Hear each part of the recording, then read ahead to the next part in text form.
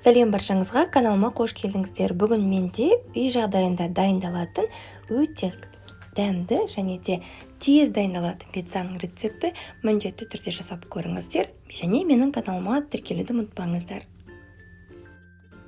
Жалпы пиццаның ішіндегі начинкасын ауыстырып, кез келген өзіңізге ұнаған заттарды қоссаңыз болады.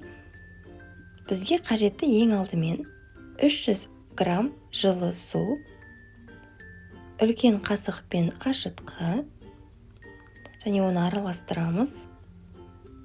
Келесі ыдысқа 400 грамм ұн, оған үлкен қасықпен қант және де кіші қасықпен тұз салдым және де араластырдым. Одан кейін ашытқымен қосылған суымызды құямыз. 40 мл оливка, яғни зәйтүн майы, болмаған жағдайда сары сұйық майды қолдансаңыз болады.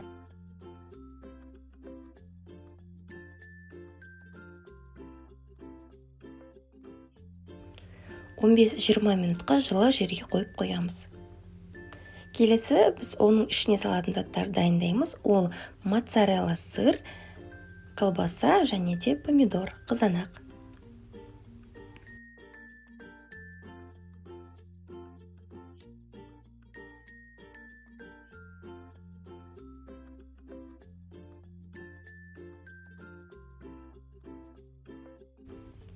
Қамырымызға кішкене ғана ұн себеміз, себебі кішкене қолға жабысқыш болады.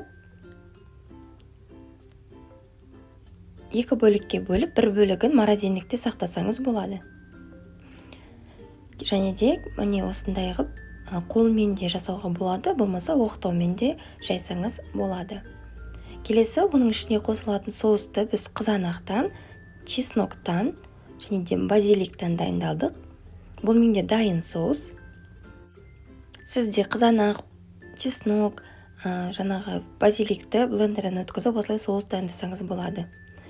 Болмаса, егер жоқ болған жағдайда қарапайым кетчуп, болмаса томат пастасын қолдануға да болады. Келесі колбасаны қоямыз. Әрине бұл итальяндық пицца емес, бірақ үй жағдайындағы керемет пицца деп ойлаймын. Сіздерге ұнайтынына сенімдімін. Ал енді моцарелла сырды осылай бөліп салуға болады, болмаса теркадан өткізіп салсаңыз да әдемі болады.